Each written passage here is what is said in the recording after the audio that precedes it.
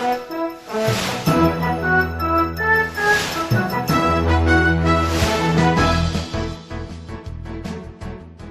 right, good morning. Welcome to Inside Pages on Metro Television. My name is Audumoro. It's a pleasure to come your way. It's a beautiful Saturday morning. Inside Pages today promises to be more and more exciting, and you've made the right choice by tuning in to Inside Pages on Metro Television. Now, one of the big events that's actually happened this week is about the dismissal of the Black Stars coach, and I'm talking about Coach Chris Hughting.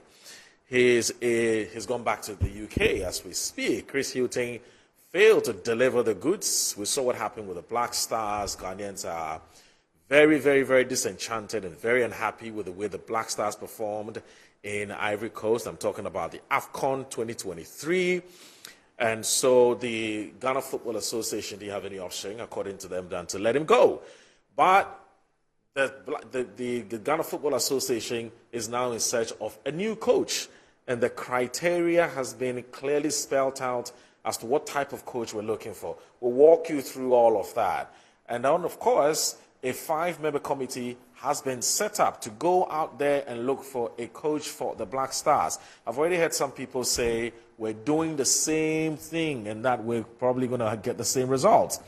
And also, we'll walk you through the individuals who actually constitute this committee. Those are the issues about the Ghana Football Association themselves. They come on their flag, with some serious flag, where some people are saying that the Ghana Football Association themselves should pack their bag and baggage and leave because they are the ones who have caused us this pain. So it's a debate that's ongoing. We'll look at all of that on Inside Pages this morning with my resource persons will be joining me. But also forget, today is a big day for the New Patriotic Party. The New Patriotic Party is conducting elections for its parliamentary candidate, conducting elections in constituencies where they have sitting members of parliament. They did that for the orphan constituencies. They're done with that, but they're now organizing for constituencies where they have sitting members of parliament. I can tell you that this is perhaps one of the fiercest contests that we're ever going to see in any political party.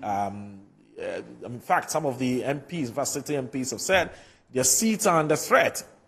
In some of the constituencies, they've actually turned out to be serious battlegrounds because of some dynamics at play. And we'll walk you through some of these constituencies that you need to watch because it definitely promises to be very, very interesting as well. So these are the issues that we'll be looking at on Inside Pages this morning. But primarily, we're looking at the Ghana Football Association and the Black Stars and the fact that Ghana Football Association is looking for a new coach. And then we'll come back at 1 p.m. and focus primarily or majorly on the NPP primaries. My name once again is Audumoro. I'll be right back.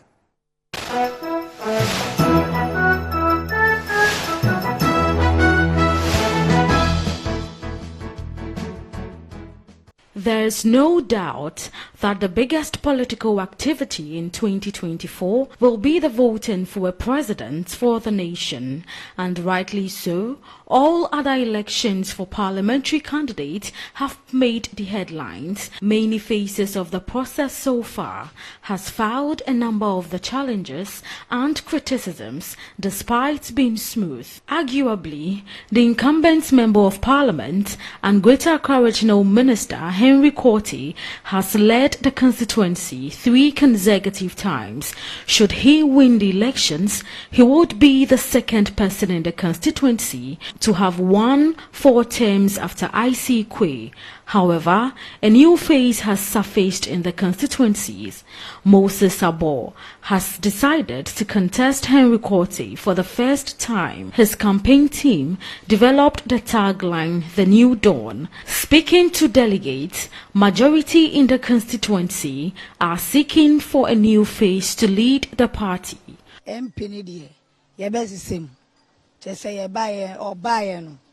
Yenye bu ebia na obu ayutu no awa ayawa so ti ye say yesisem ye besisem akoyenim aye yesisi ayawa so an ye aye ya adu say Honorable Moses Abor na ye besisem atu abama no. There should be a big change because the current MP is not helping us. He's not helping us at all. Because even if you look at this market, look at the state of the market. 12 good years, nothing has been, no improvement. We have a clinic just inside this market. You can go there and witness it yourself. The market is in a bad state. 12 good years, not even paint. While others want the incumbent member, others believe he has no match in the constituency and should be re-elected. We need to continue to the seat because it helps a lot of people in this Ayaw society. They are accountable. You can't count. So we need it. Because we don't know the person who is coming into a attitude. So this one, let this one finish in 10. Better we maintain him. He is the one who can break it for us. Not those who they can contact. They are not. It's not yet time. They are just coming to disturb him by saying that they are coming to contest him. That he should go unopposed. So we should maintain him. All delegates should see where all of us we fought for this constituency, and it's premature for the constituency. Despite the differences in opinion, delegates for both candidates are calling for a peaceful election. The New Patriotic Party is confident it will win the Ayawaso Central constituency. Few days to the election and candidates are wrapping up with campaign with a number of social activities. Who wins the election? Time, as we always say, will tell. Zoe Anita Ode, Metro News, Ayawaso Central, Accra.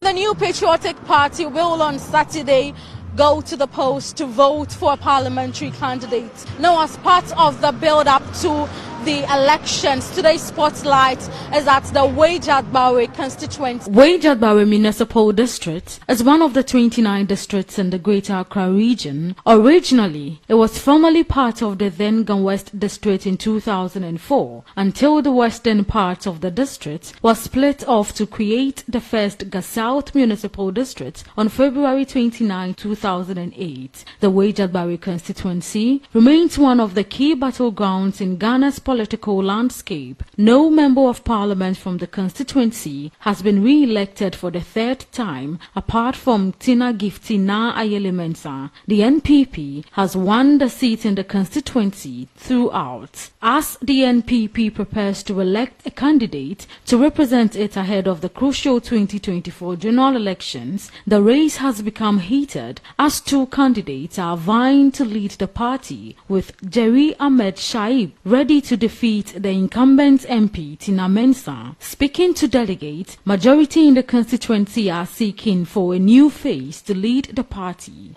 We would have to change the MP. She has been an MP for a while, and there's the need for a new face now. For the people of Weja Junction, we need a new MP. Our roads are very bad, especially Upper Weja.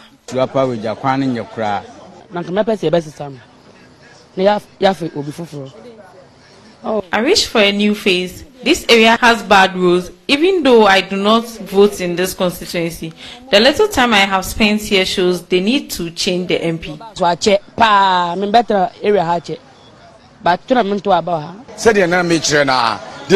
Women are always at the forefront, but we need the best people to lead, even though the women are trying. While others want the incumbent member of parliament out of power, others believe she has no match in the constituency and should be re-elected.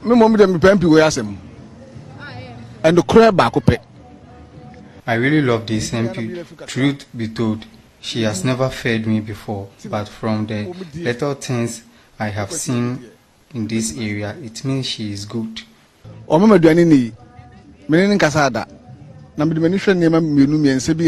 Despite the differences in opinion, delegates from both candidates are calling for a peaceful election. Whoever is elected will be accepted by all.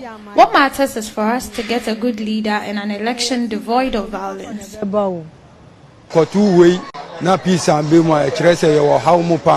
If this election doesn't go well, it means we are doomed. So our leaders must show maturity.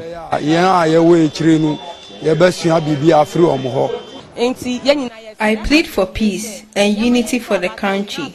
So at the end of the election, we give thanks to God. If there are no developmental works, we won't vote. That's why the youth are traveling out of the country to seek greener pasture.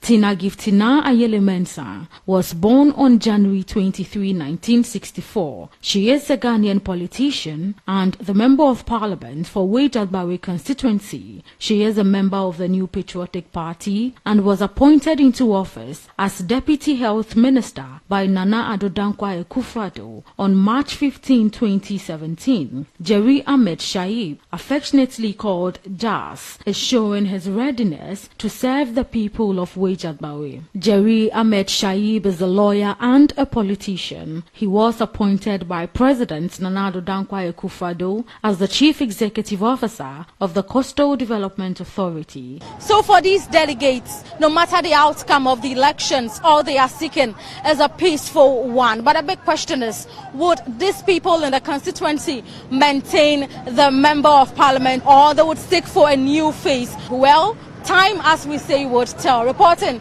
for Metro News, I am Zoe Anita, the Wejadbawe, Accra.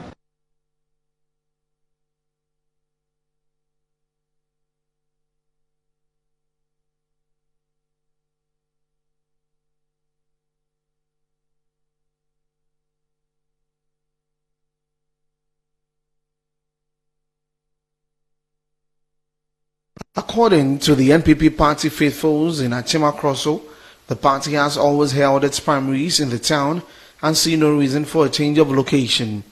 They again alleged the chairman of the party in the constituency is in bed with incumbent MP and has therefore conceived with the other executives to change the voting center to favor the incumbent MP. They have therefore called on the NPP's regional and national executives to, as a matter of urgency, reverse their decision, else they would advise their candidates, Alex Owusu-Adjei, to step out of the contest and go independent. Platform so say venue necessary at the Batabi. Batabi na ekono part of the constituency. That your problem is say we had our presidential primaries peacefully in the same town, so we're anticipating we'd have the general elections here as well. Intimidation is not also. The constituency chairman and the constituency executives aka wobom and the one yes sir one year campaign at the not incumbent no e to be an yet no oluwa ba stand here aba na owusibu atene to so be free so be bank oluwa wa ma oluwa owusibu ate bi ho no. We will not agree with the decision to change the voting or polling station from Akroso to Batebi.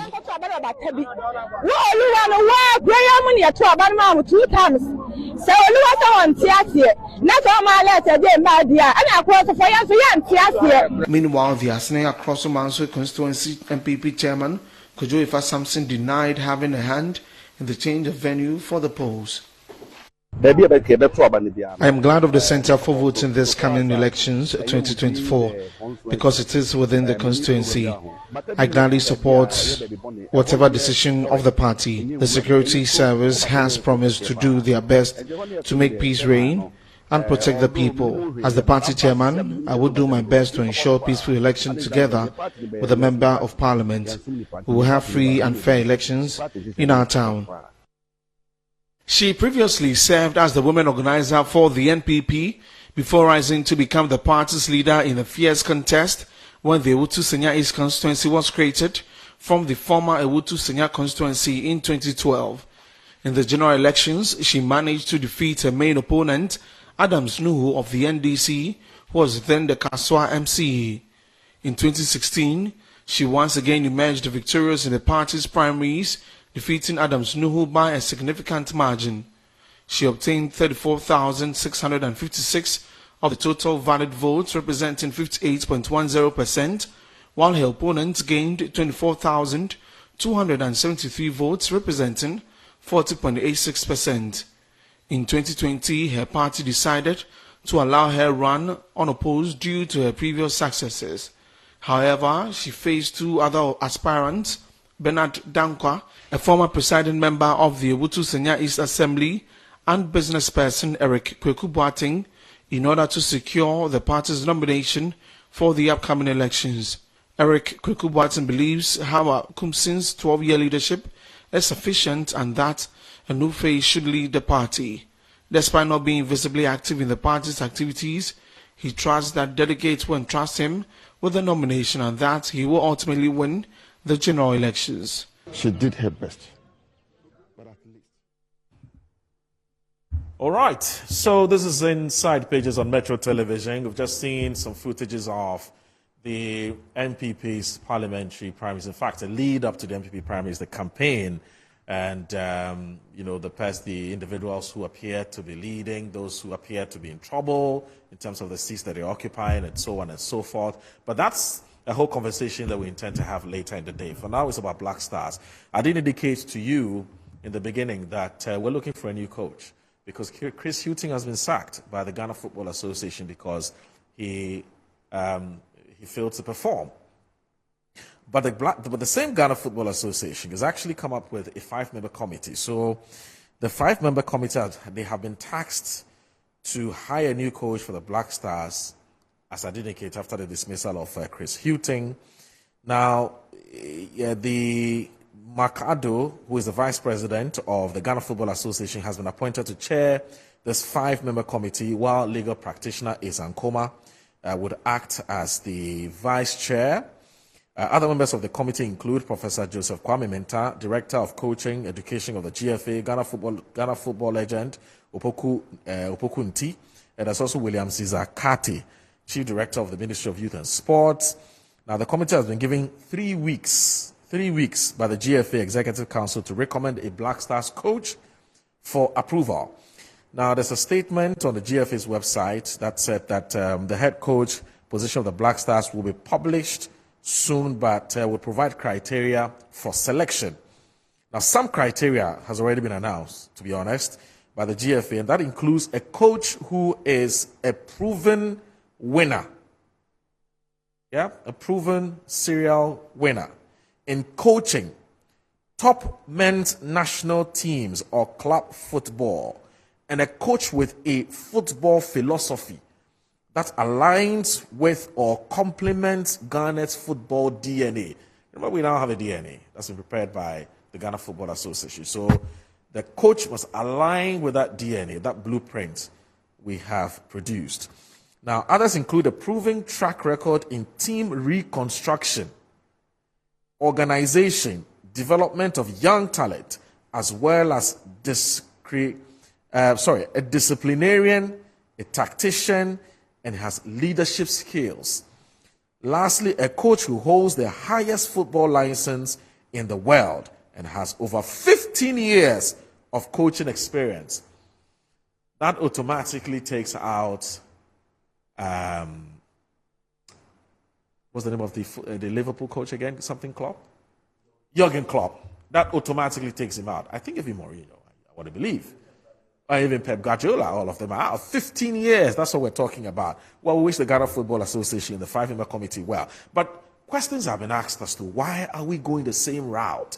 We've been doing this. We set up committees. They bring us a coach. The coach comes, it flops. We set up committees. Can't we do something differently? You know, there's all kinds of questions that have been asked. And also with the Ghana Football Association, why haven't they come out to apologize to Ghanaians? Why are they quiet? We've seen what has happened with other countries that have not been able to progress. The football associations have come out. They've apologized to they've apologized to their country and so on and so forth. Ket has gone quiet. He said nothing. Okay, and some have been saying that it's not enough for Chris Hughton to go. The entire Ghana Football Association must also perhaps bag.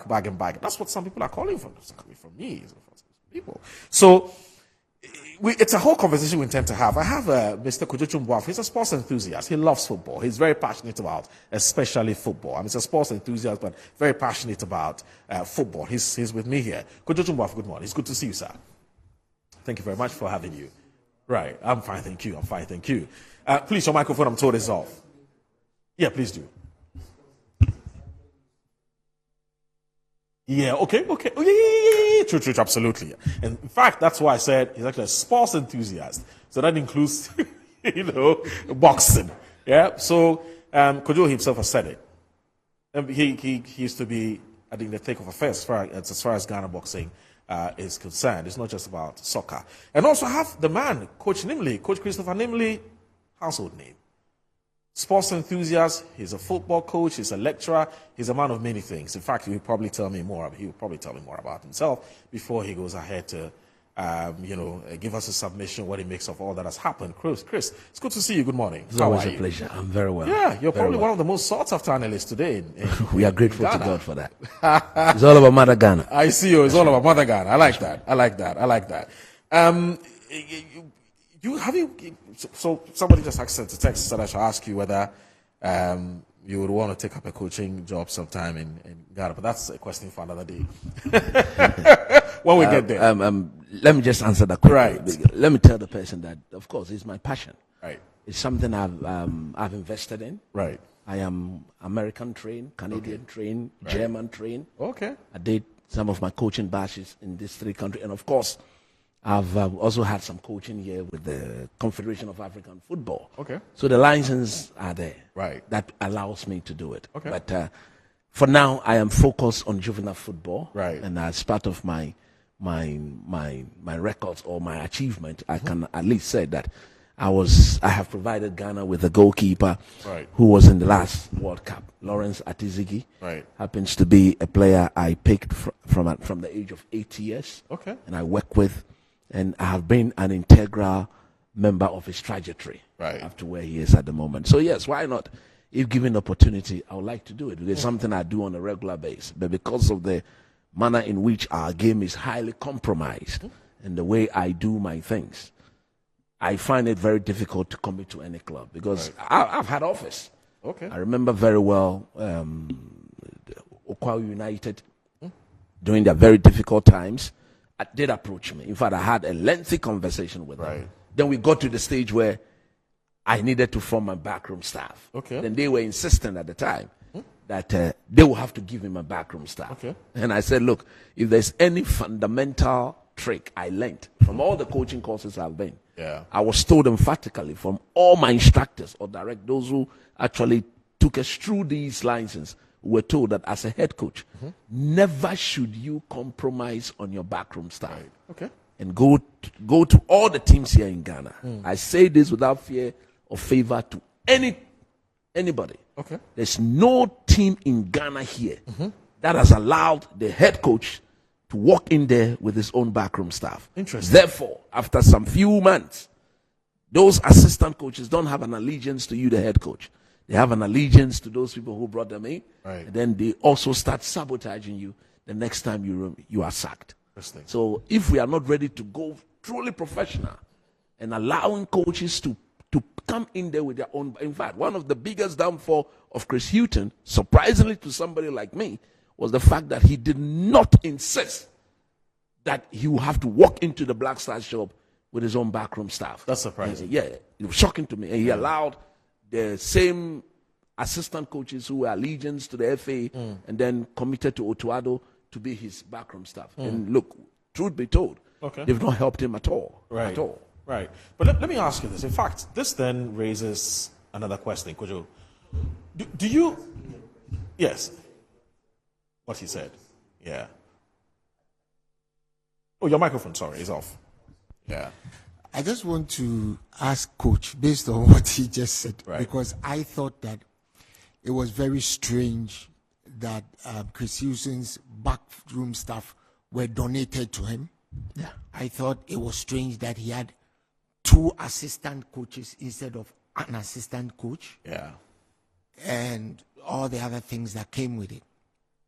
But what did Atizigi tell you about why he wasn't imposed?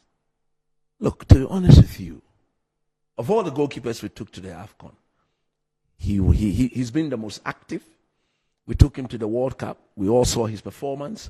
He was indeed a revelation. Right. After the World Cup, he's been the #1 goalkeeper for his team, St. Gallen, in Switzerland. Yeah. Because So we watch, he was shocked. He plays every week in, week out. We Week in, watch. week We out. watch. Week in, week out, yeah. So when he came, I called him and I said, "What is going on there? Are you training well as a coach? I wish you were here to have a look at what goes on." Wow. But as a player, I want to respect the decision of the technical team. Shocking to me and to every Ghanaian is that our goalkeepers trainer, Richard Olele Kingston, has got a huge say in who actually Mans the pole. keep goal for Ghana. Okay. And that decision to drop Ati was not a footballing decision. It is only Richard Olele Kingston who can explain why he opted for a goalkeeper who has not been imposed for 2 years to be our #1 goalkeeper. Well, it shouldn't surprise you. He was never in a post for anybody, but we're still fielding him as a national goalkeeper. There you go. Anyway, So that may not be a criteria. That he should look at. criteria So for him. it- But I think Richard Ofori, as a goalkeeper, is particularly deficient in so many techniques, in so many areas. basic goalkeeping training. Goalkeeping. I don't want to call it norms. I don't know. That's a technique. Goalkeeping technique. Yeah. The man never comes out for a cross and gathers the ball. That's right. Something that is basic. Corner kicks. Claim your area, dominate the space, bring the cross down, That's right. and hug the ball. Basic. Basic. He never puts an out ball that puts the other team under Pressure. pressure. That's right. Look at the great goalkeepers. Look at the most storied goalkeeper in the world today, Alisson Becker. Yeah. That's right. How many times have Liverpool scored From his kick. from his kick Or from or his his goal? distribution or his throwing. Look at Edison. Look at Vicario. That's right. Ter Stegen. Ter Stegen. Look at what the great Manuel Neuer used to do. That's right. Even Atiziki. Yes. He's a ball-playing goalkeeper. Right. He's a ball-playing That was goalkeeper. one of the fundamental traits I taught him Okay. when he was at the under-12 level. Right. Oh, I see. Because he used to, I encourage them all. Yes, you are allowed to use your hand. Yeah. But of course, per the rules of the game, when we are under pressure, we cannot build from the back. There's Yeah. nothing wrong starting from the goalkeeper. Of the goalkeeper. So automatically, as a goalkeeper, you need to learn how to use your foot. Interesting. Interestingly, Football has evolved. Interestingly, during the World Cup and in our matches against USA and Mexico, Yeah. he had more touches than any player, the Yeah. goalkeeper. That should tell you the potential is there. Okay. But as a goalkeeper, you are like the great Peter Shilton said, a good goalkeeper is only as good as the defense in front of him. That's right. Okay? And our defenders have been shockingly deficient. Yeah. Shockingly deficient. I don't need to mention names. We've all been watching them. The kinds of mistakes that they've made. I mean, from the World Cup to today. It's African not, Cup. I don't want to mention the individuals. That won't be fair. And to think that these are professionals, huh? Playing for so-called top clubs. Yeah. But it also has to do with the selection criteria, Okay. right? A defender played for us in this tournament who had played only 2.5 matches for his team. So, as a trainer or as a coach, why didn't you have that information? You have 2 assistants. You have a goalkeeper who has not played a single match for his team in 2 years. He's the third choice goalkeeper, not in a European team, but in South Africa. team. So would you not have been better if you had fielded the goalkeeper of Midiama? Far better. Will make more sense. Would you not have been better if you fielded the goalkeeper of Accra Hearts of Oak? But in my mind, the best goalkeeper in this country is the Midiama goalkeeper by a country mile. So even if you were not going to field Atiziki, why wouldn't you field him? You know, there is something wrong, and I keep asking myself, so who is it who calls some of these things to order within that whole setup? Because when a national team coach is selecting Edmond Addo ahead of Salis Abdul Samed, you should ask him what he's been smoking. Exactly. Yeah. You should ask him what was used to distill the weed he was smoking that morning. Because Edmond Addo has not been registered by Steaua Bucharest, also Steaua Belgrade, right, to play in the Champions League. He wasn't registered by his team. We kept calling him when he only played 14 minutes of football all season. But that's like shocking. I said, when your team doesn't register you for a European competition, that should tell everybody what they think about you. Yeah. If I know this, why didn't Chris Hughton know it? And how do you select such a person ahead of Salis Abdul Samed? Somebody who keeps playing, who has played almost every minute for RC Lens. A Champions League team that went to Emirates to beat Arsenal. Right. What is wrong with you? So, who calls them to order?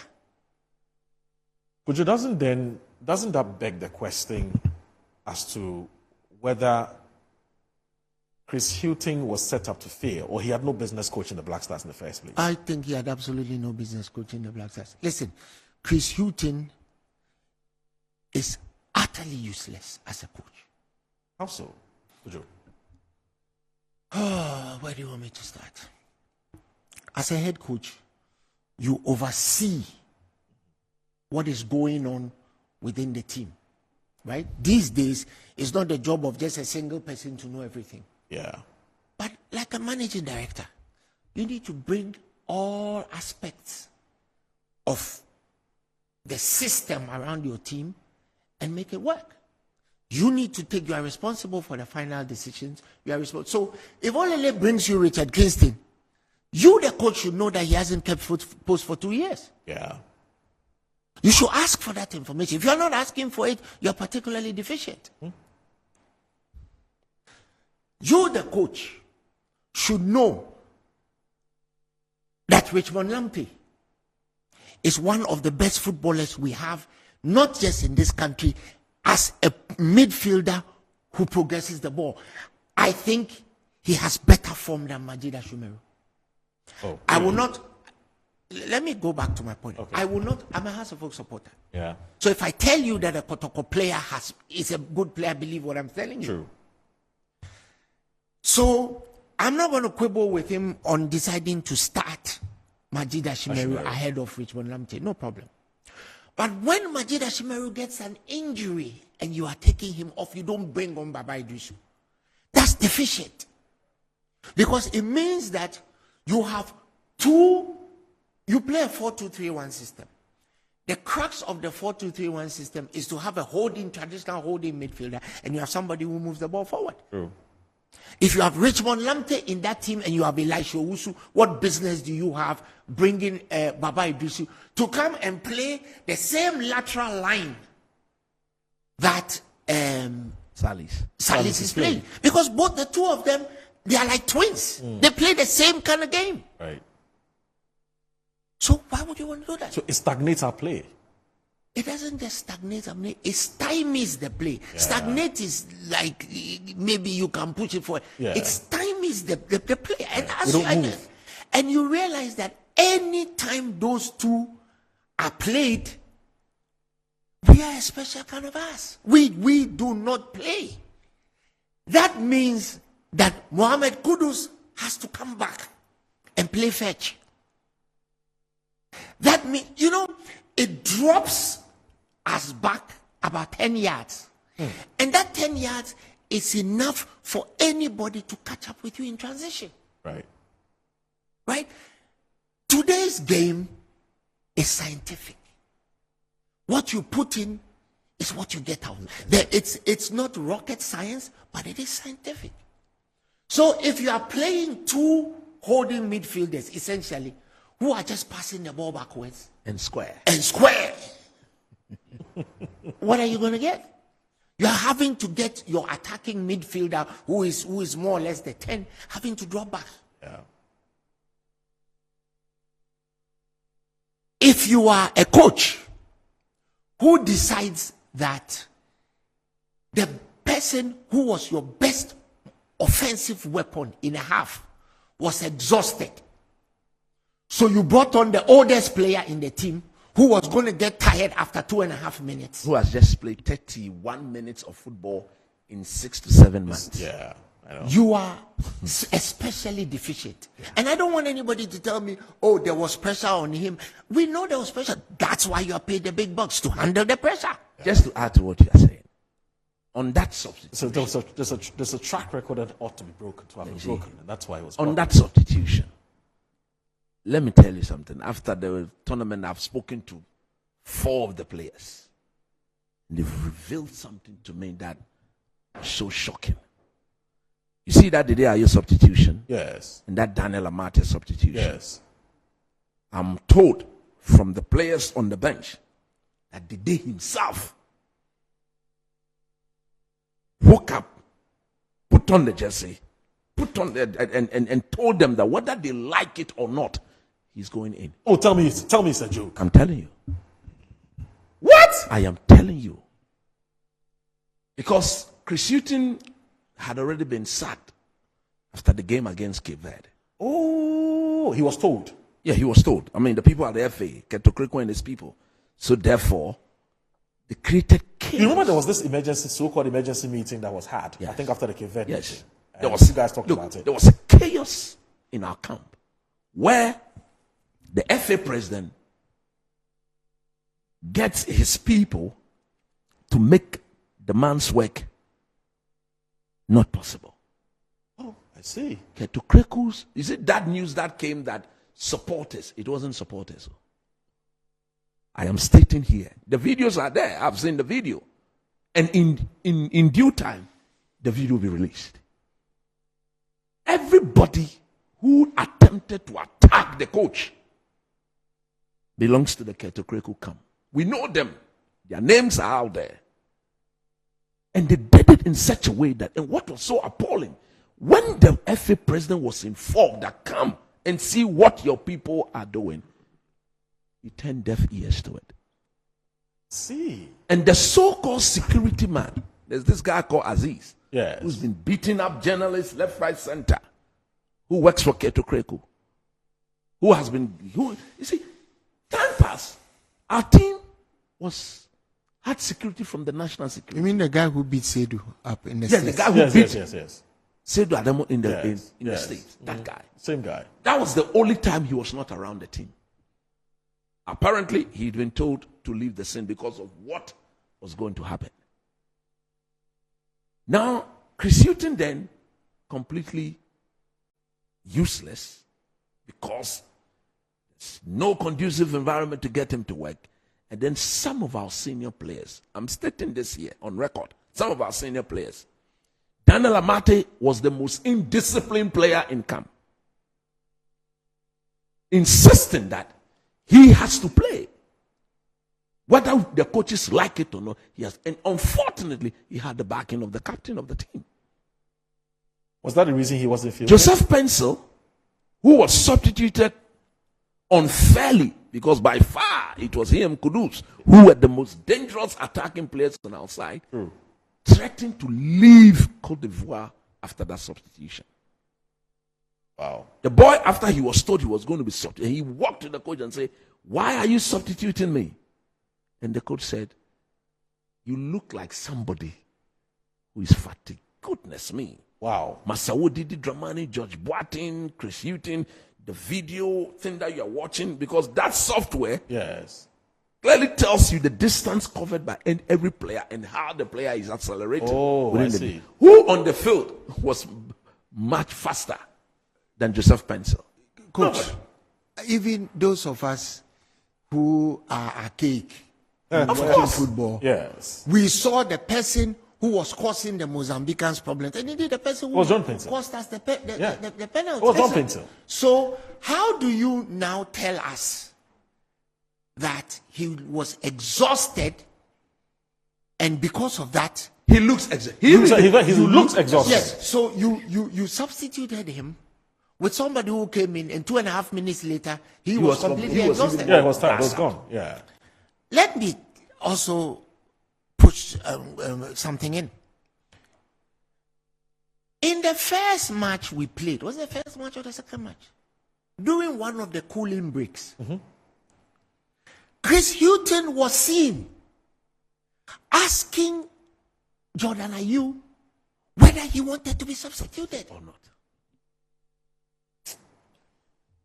So when I say he is especially deficient, how can you claim that somebody looked exhausted, so you substituted him, and then another player who was clearly exhausted because at a point in time Jordan Ayew was hunched over. Yeah. You didn't spot that he was exhausted. You didn't make the change. You changed him in the 93rd minute. When we had just conceded a goal. So Chris wasn't in charge? No, he wasn't in charge. No, he wasn't in charge of his own faculties. Yeah, that one you blame him for. Yes. But in terms, you see, the FA in their criteria for the next school is talking about discipline. Yes. Even the people of the FA, highly indisciplined. They themselves are very indisciplined. Right. The people at the FA, Keto Kriko and his people, they themselves are very indisciplined because every act of indiscipline in our camp, they caused it. Look, when you speak to the boys, it got to the stage the boys wanted to come home. When you call them, they say, Coach, I want to come home. Come and see what our big men are doing here. They see our team as a cash cow. It's business. They are only interested in the fact that when we progress, the more money they make. But they are not putting in measures that would ensure that there's absolute discipline in our camp. We were in the same hotel with the Nigerians. When you look or read the reportage, that came from the Nigerian camp. Very disciplined, very calm, less noise, less this. We're in the same hotel, but the area, I mean, I was told that we were on the right. I've forgotten. Assuming we are on the left, they were on the right side of the hotel. Right. So there was a boundary between the two teams. Yeah. And if you look at their side, very disciplined. There is time where they allow their journalists to walk in there, interact with the players. When it's time, everybody move out in a coordinated manner. Anytime you saw our hotel or our people, there was chaos, left, right, center. People going as if they wanted to attack people physically. The indiscipline of the management team is what has been transferred to some of the players. Right. Because after the game against Mozambique, we had a player who said that, look, when Ghanaians were furious, a player stepped out and said, if the journalist think he's sensible, he should cross past the boundary, you will see what he will do to him. A player who hasn't won a game in 6 Afcon game, 2 Afcon tournament, you've not even won one game. You had the guts. Look, I would have been so worried, so down, that I'm letting my people down. I'm letting my family down. I'm letting myself down as a player. If somebody expresses his anger as a result of you not performing, you don't come back in an equal measure to match up to the person's anger. You're going to create further chaos and destruction around our team. So for Chris Hughton, like what my boss here is saying, it's very clear. He shouldn't have been given the job. I spoke against that. There are records of me saying that this man's ideology, his philosophy, his way of doing things is outmoded. Chris, you know, let me state, and I've stated this. I was one of the people who thought that the appointment of Chris Hughton was a good idea. Yeah. Given his level of achievement in the Premier League. Yeah. And the fact that as a coach of Spurs, Newcastle, and Brighton. Hove Albion, you should know, Nottingham Forest, you should know how to deal with big egos. Exactly. Because for me, I thought one of the biggest problems of the egos in the team are the egos in the team. But like I said, he has been especially deficient. Yeah. Look, Yesterday, I read a tweet from Andrew. Basically saying, I'm paraphrasing, we are sorry for...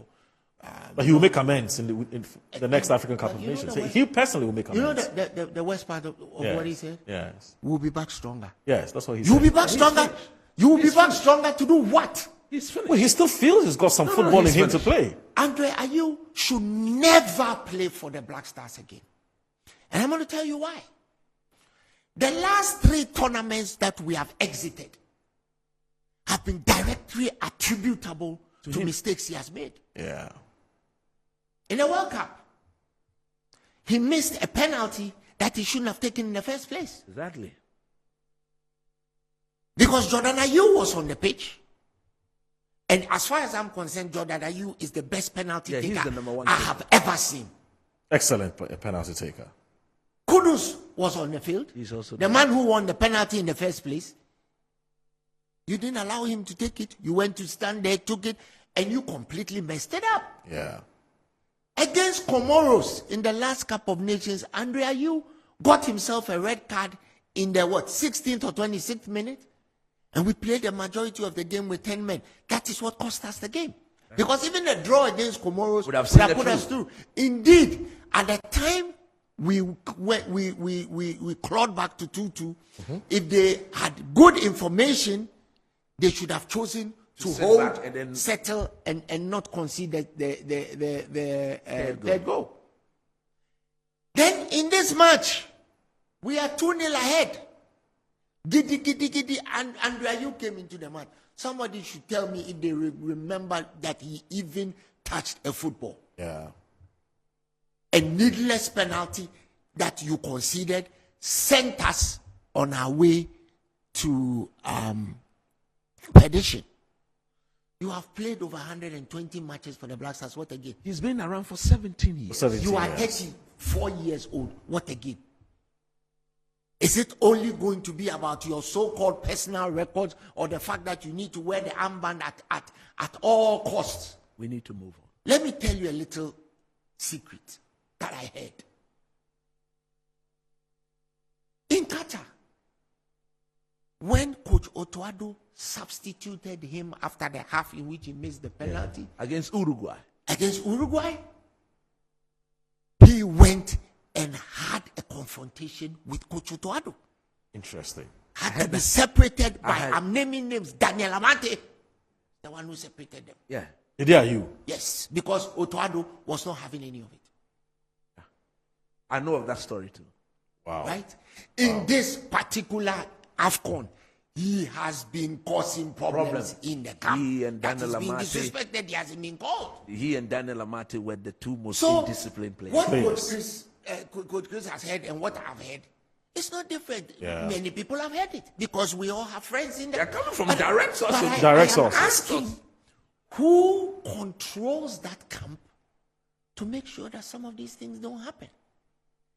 And as far as I'm concerned, there are certain players who should never be called to the Black Stars again if we want to progress. Who are these players? One of them is Andre Ayew. He's done. He's done. Okay, it's finished. One of them, Okay. Ayew. Jordan Ayew is another. I mean, we should move on. Jordan Ayew. Jordan still has some Hold on, Jordan won't pass the ball. The way Jordan plays for the national team, if that's how he plays for Crystal Palace, he would have been benched. Yeah, would have been won't sacked. pass the ball until his brother is on the pitch. Right? So Jordan, did he? And the goalkeeper, Richard Ofori, should never come anywhere near the Black Stars again because he hasn't played for his team. He's the third choice keeper. He's going back. He's gone back. Orlando Pirates. So go warm the bench again. Right? And you are the third choice goalkeeper in Orlando Pirates. Then when you come to the Black Stars, you are the captain. How does that work out? I will go as far as saying players like Gideon. No, hold on. Players like Thomas Partey should never play for the Black Stars again. Because every time he plays for us, he is worried about his injury, and maybe rightfully so, because Arsenal pays his wages. Yeah. He's gotten to a point where he's become injury prone. We should allow him to continue and focus on his club. Yeah. Because immediately after we were shepherded out of the the World Cup. Of the World Cup, right? Sorry, of the Cup of Nations. Cup of Nations. Thomas Partey is fit. Yes. He will play Arsenal's next match. Yes. So, are you telling me he wasn't fit 2 weeks ago?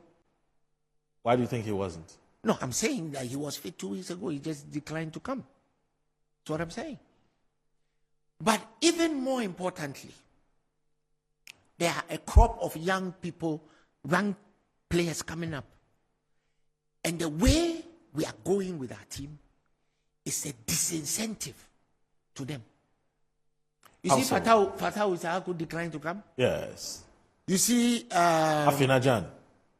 No, not Afinajan. The Abdul Mumin. Abdul Mumin. Yeah, Abdul Mumin. Solid guy. Yeah. Right? Oh, the guy who plays for Southampton. The winger who plays for Southampton. Kamaldeen. Oh, Kamaldeen Sulemana declined to come. Yeah. But he's going to play for his team today. Mm-hmm. You know why they do that? Because they know that Jordan Ayew is a staple. No matter what happens, he will play 93 minutes. Whether he's in a wheelchair or not, he's playing 93 minutes. And they know that when he gets the ball, he won't pass. He will run into the corner, it will turn around, you'll be either to be dispossessed or you lie down and look for a foul. That's the set of play of the Black Stars. Right? They also know that with the Black Stars, nothing changes. Yeah. Because since Kurt became the FA chairman, every time we are looking for a coach, this is what happens.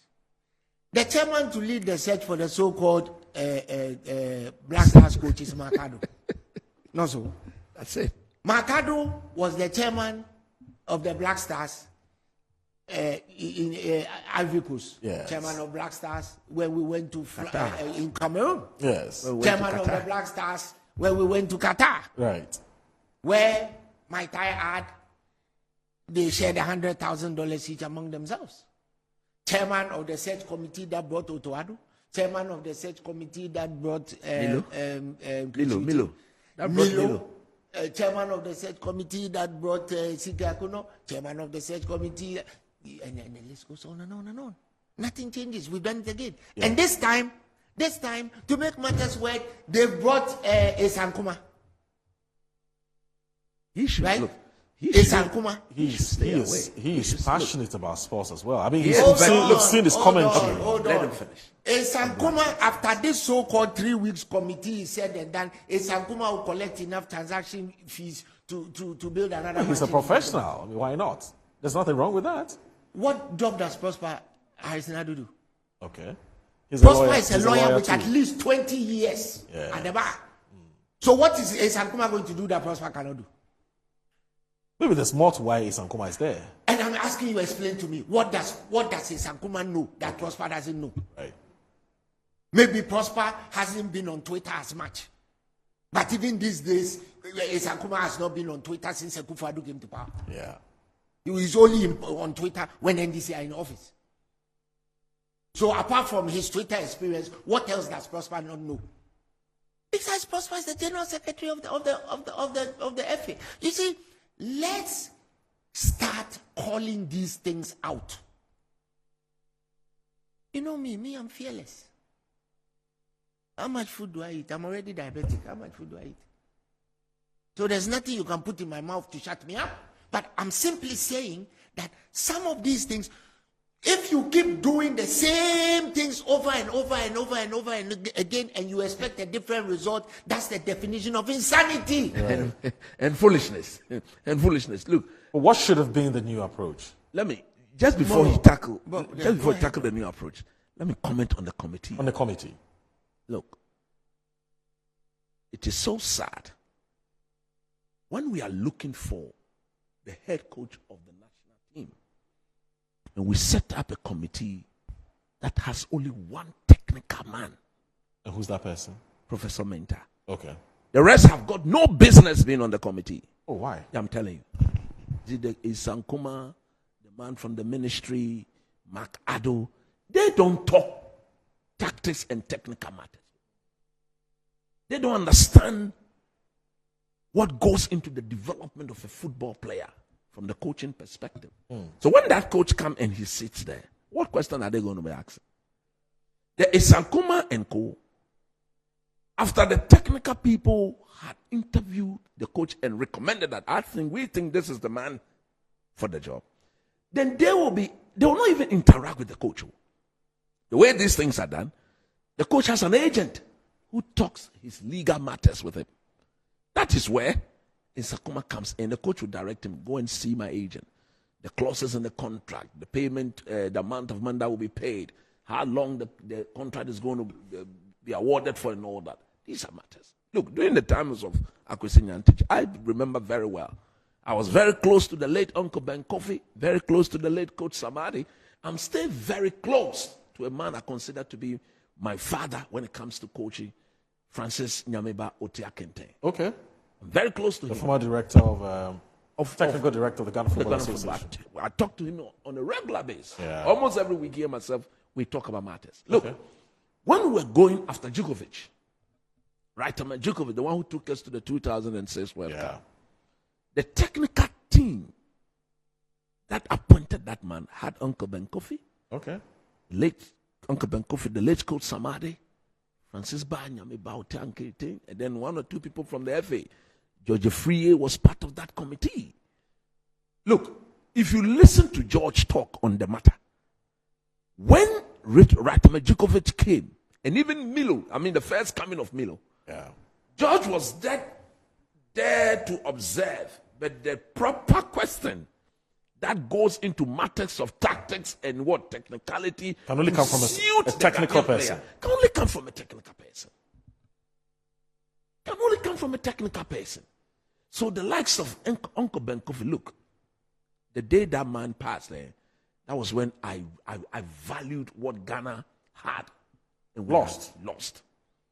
They could some add it, but can you imagine going to an interview where Uncle Ben Kofi is there, somebody who's given us a proper developmental program, 5-year development plan that brought the likes of Suleiman Tari, Michael Eason, John Pencil, John Mensah, Anthony Anna, and co., which we benefited from as a country. Coach Samadi, the originator of the multi-system football, somebody who understands coaching. Otia Kentin, a certified CAF instructor, somebody who CAF uses to go to countries to go and train coaches to boost the level of coaching on the continent of Africa. If I'm a head coach and I'm applying for the job and I come and sit there and I see these people there, I'll need to convince them on matters of technicality and tactics. But if you look at the committee that has been set up, what question is Mark Ado going to ask? No wonder, as chairman, he's failed in all the coaching appointments that he's been chairman. So Mark Ado, for instance, has no business being there. Look, himself, Opokunti, Isankuma, the man from the ministry, they don't come in at all now. They come in later. Okay. After the technical people has done proper scrutiny of who the head coach should be. So this job is for technical people. It's as simple as You're that. talking about the search for a coach. The search for a coach. It's for technical It's people. For technical people. Because they will understand. If you look at the This criteria one, there, that committee is a search for per diem. it's a search for per diem.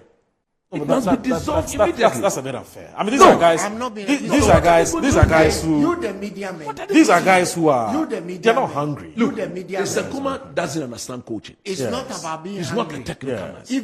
Even the sea, when it rains, it doesn't refuse the water from That's the true. sky. That's true. You, the media men, are responsible partially for where we are today. Okay. Yesterday, Yes. some of you were busy interviewing Kwesi Nyantakyi. What's wrong with that, Kojo? What is not wrong with that? That's This a is former man- Ghana Football this Association is a man chairman who or president. disgraced the whole of this country by sitting on video, collecting bribe on behalf of the president of this country, telling the people in the video that the president of this country has sold all his family heirlooms to become president. So he was one of the people who needed to collect money to replenish that slush fund. The man is a halfway crook on trial. How do you interview him? I'm not saying on the nation's TV station, I'm not saying that he's guilty. But I'm saying that the press give it a buck. let the court say that the man is innocent or he's acquitted. You know, innocent and acquitted are two different things. Well, for now, he's innocent. Be acquitted on technicalities. Yes, but not discharged. But let him purge himself of his criminal. Well, he's innocent until proven guilty, Kojo. I am saying that let him purge himself of his criminal case before you give him the platform to come and call out other media men that he gave rooms to in Australia. Did you hear him saying that he doesn't understand why Kweku Yeboah is against him because he gave Kweku Yeboah a room in Australia? If you give somebody a room in Australia and you have gone and stolen money, allegedly, the person should keep quiet. Go and read the normalization committee report. Has it been refuted? What happened to the $2 million that was withdrawn out of the GFA's Unibank account? What happened to it? Among other things. Yeah. So let's give it a back here. I'm saying if we keep doing the same things over and over and over again, why is it that all of a sudden Kwesi Nyantakyi is trying to wash himself with fairy soap in the eyes of the media? Is that what you think he's doing? Yeah, exactly. How many interviews has he given? He gave another one to Bolare since this matter has happened. And said he was misunderstood. Misunderstood by what? Didn't we see you on TV? There is nothing that convicts a man better than his own words. Well, he said the tape was doctored. That's by who? By who opened and closed his mouth? Was there some Coleco operator there? You see, let's stop undermining the intellect and intelligence of the Ghanaian people. Right? But I'm also saying that the FA are giving people like Kwesi Nyantakyi the opportunity to run around saying the things they are saying. Because as we speak today, I have not heard anything from my brother Kurt. As for him, I'm actually getting there. But I have not heard anything. I'm coming. Okay. We have not heard anything from Prosper. We have not heard anything from His Holiness Makado. What do you want them to say, Kojo? Say something to us. Look, I have an apology? Coach, I'm coming. An apology? I don't care. Some of the players have come out and apologized to us. Yes, about 5 As the people whose taxes that you use for these ventures, we want to hear from you. Why? How many times has President Akufo-Addo, President Mahama, or any president of this country for that matter, when the crap hits the fan, don't they come out and say, President Kufuor is on record? This is what happened. We are sorry. The people of this country. Yeah. You know what it does to assuage us? It creates an impression that you actually care. The constant statements with what do you call it? With on letterhead that is even unsigned with anybody's signature. It's not. It rather makes people angry. For the first time, listen, I'm 54 years old. I followed football since I was in the stadium the day that Ghana won the 78 one? Afcon in 1978. I was sitting on my father's shoulders. I was 9 years old. I was there. Wow. I have never seen media men as irate as they were in Cote d'Ivoire. So we are getting to the point where one day something really bad is going to happen. And they should understand that these days with social media, I know many of them don't even respond to text messages. That's perfectly okay. But they should take my advice as an old friend. Because in the business of this thing, we all grew up together. We've taken different paths. I don't comment on football because I want to opposition or I want to be anywhere near there. In fact, I'm too old to even be anywhere near there. But for the sake of the game that we love so much, as a young student, I saved up money to go and watch Ghana miss penalties in Senegal. Right? 92. I have seen every single World Cup and every single Cup of Nations, but the last two and the Qatar one because I wasn't well. If I was well, I'd have gone. Yeah. I've never asked anybody for anything. I just go, I watch. Sometimes I'm in the stands, nobody even knows I'm there. Yeah. Right? In 2012, when we went to play in South Africa, remember that Cup of Nations? Yes. Into South Africa. Yes. A media person saw me in the stands and was like, oh, boss, now we are there. Okay. And I said, I'm just quietly watching my game. It's like in the middle of Kruger National Park. That's where the stadium is. We're there. So we love the game. Okay? We love the game. Between my Black Stars, Liverpool, and House of Folk, in whichever order you want to, I will always be there if my health allows me. Yeah.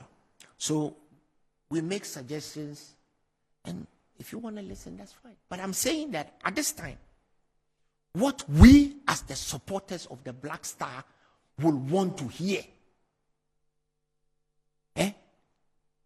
is we want from the to GFA. see our GFA, preferably the president, in an interview with you, in an interview with Maurice Kwanzaa, and in an interview with Whoever. Yeah. Rosalind Amu, Veronica Kome, tell us that we're sorry for what happened. We will do better. We'll change things. But this roadmap is the same road we've traveled on. So I can assure you that the next coach, we have had, listen to this. And Ghanaians, listen to me. We have had 22 coaches in the last 24 years. 22. Incredible. Yes, that is incredible. That's the figure. We've set a record, actually. So we flush coaches like, excuse me to say, you flush your toilet. Yeah. And it's the same playbook. What's wrong with us? And so in the famous words of Dr. Michael Lee during the O.J. Simpson trial, something is wrong. Something's wrong. I mean, it's truly, really, really wrong. Fundamentally Once again, in the famous words of Dr. Michael Lee in the O.J. Simpson trial, something is wrong. Because we are doing the same things over and over and over. Look, back in the day when we began innocently as advocates for better things to be done in the sports world. Yeah. Nana Butler is alive today. Unfortunately, Alaji is no more. Yeah. We didn't have social media. Our mobile phones were like blocks, but they were still very accessible. You won't take a phone and call Jaula, he will not answer. Exactly. Wherever he is, he will tell you, come and see him. He sees you. He will listen to you. Maybe he thinks whether he knows you or not, he welcomes you. Yeah. Maybe he thinks what you are saying is stupid. During his tenure as FA boss. Right? No, you've been around long enough. Don't pretend. You've been around long enough. How long have I known you? Over 20 years. Yeah, I know. Right? Your head is now shaven, but you're still the same person, right? So. Oh, could you? I remember the days when you actually had hair on your head. So you see, how you go to Jaula, will he turn you away? He may think that you are speaking a bunch of crap. True. But he will listen, he will laugh with you. If you're even lucky, Jaula love kebab. He will give you some kebab to eat before you leave. Yeah. And when you finish, you will laugh in his head and look at this foolish man, look at what he's saying. Adekoka's office was a revolving door. Yeah. Right? Everybody knows Adekoka's office. Opposite the Trust Bank, former Trust Bank, that's where he was. You will receive any and all comers. How many times have I not been there and seen? Look, and I'm saying this, Adekoka, if you are listening, you know what I'm saying is true. How many times will you not see Joe Agri, right, in Adekoka's office after he has written a letter, after he has written a column blasting him? But we need to listen to each other. Because nobody should tell me that when we saw Ghana conceding 2 goals in the 90th minute and the 93rd minute, it didn't jar everybody. And if you people in the FA are going to keep doing the same things that you are doing and remain incommunicado. Don't they feel what we're feeling? We're feeling the way we're feeling because we're Ghanaians. There is a reason. Why? I talk to you about presidents and those in authority coming out during crisis situations and owning the crisis. Yeah. Because they feel what you feel. Because there must be a semblance that you feel what we feel. We see people crying in the stadium. We've seen them. Who didn't want to cry? Moro. It was the 91st minute. Eja, diabetic. I got up to go and wee-wee. When I came back, it was 2-2. What? I thought there was something wrong with my TV. Yeah. You had to call? No. I was like, is there something wrong with the script up there? And then my brother started calling me. My younger brother started calling me. He said, Charlie, have you seen what has happened? I said, I'm seeing 2-2. What's this? He said, the people have scored twice. Can anybody tell me? Look, you think that every time we bomb out of a tournament, worse cannot happen. But worse keeps happening. The spokesperson of the There FA. are players in the coach. 1 second. Once I'll just round up. I know I've spoken enough. There are players who are Ghanaian citizens. Yeah. Who are not playing for the national team ostensibly because they have issues with people. Yeah. Where is the fish look? He's got issue with the FA. Alfred Duncan, he's got issue with the FA. Yeah. Bernard Mensah, he's got issue with It is the what FA. it is. Abdul Mumin, he's got issue with the people at the FA. Oh. You ask yourself, you keep depriving us of some of our best talent because of your pettiness. Because of pettiness. I see. Listen, somebody leaked some information the other day that the reason why Fatawu Isahaku He's not playing a black. is not playing is not because Fatawu Isahaku declined to come and play. Oh, so there's It's because the coach decided not to call him. Oh, really? But the guy says he needs time to settle in his club. Did he tell you this himself? Well, no. Did Pencil tell you that he was exhausted? You see, you're right. These are some of the things. Fatawu Isahaku was dropped because of something that happened in the Liberia match. Got right? it. But in any case, if you have an Esmiama sitting on the bench, What? Why would Fatawu Isahaku come? It's a problem. And Esmiama walked from Nordjylland Straight into the Lyon team. into Lyon. The first day he got there, he played 90 minutes of the first match. Yeah. So if the coach of Lyon is seeing an Esmiama as a starter in his team from the day he landed at Lyon Airport,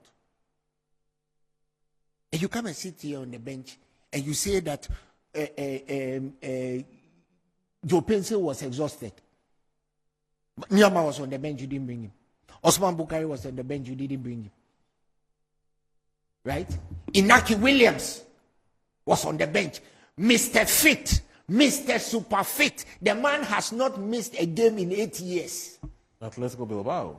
To Athletic Bilbao. As soon as he left Ivory Coast, He went to score. He got there in the afternoon, the evening, he had scored and provided an assist. And the assist, And that was the provided winner. his brother. Against Barcelona. Unbelievable. And you needed people who will not get exhausted. And I'm you told, got Mr. and, Exhaust himself. and I'm told, Koja, apparently what he said in how do you call it, the Spanish language meant, I want to prove a point. Yes. I'm told that's what he said. Yeah. You know, he spoke Spanish. Yeah. He said he wants He's to prove got a point. issues. He's got issue with so many of the But he will have some of the issues. players. You see him There was making talk- the runs. Yeah, but And nobody. Jordan Ayew will not He won't pass the ball. ball. Charlie. When he turns and Oh, looks at my him, God. he turns his face away. So no, there are some hard decisions that That we ought want to to be made. take. Yeah. It's some hard decisions. The kind of decisions that Ben Kofi took. And God, I miss Ben Kofi. Yeah. Oh God. Oh Lord Jesus. Ben Kofi made some tough decisions, some hard decisions. At the time, everybody thought, what's wrong with this old man? He said that is the way. When you know 2 him, years later, we had qualified for our first World Cup. Yeah. Right? Ben Kofi made decisions. 2 years later, those decisions bore fruit. If you recall, we were never able to deal with South Africa. yeah. Ben Kofi made some decisions. We trounced them 3-0 here. And then we went and smashed them. For me, That is was the game. best That was the game game that qualified Black us. Stars have ever played. Because I sat in that stadium at FMB and I was amazed at Michael Essien taking on the match. The bull by the horn. Butalezi and just cutting them to shreds. Yeah, I recall. Okay. It's not as if the days when we're saying our players were warming benches. It's still the case today. Right? Ali Dusedu doesn't warm bench. But he's changed club, actually. He's Well, he plays- actually taking him to rest. yeah. Ali Dusedu doesn't warm bench. Chiku doesn't warm bench. Even Salisu will come back from injury. If he's match fit, he doesn't want bench. Baba Idrisu doesn't want bench. He plays for America all the time. Salisu doesn't want bench.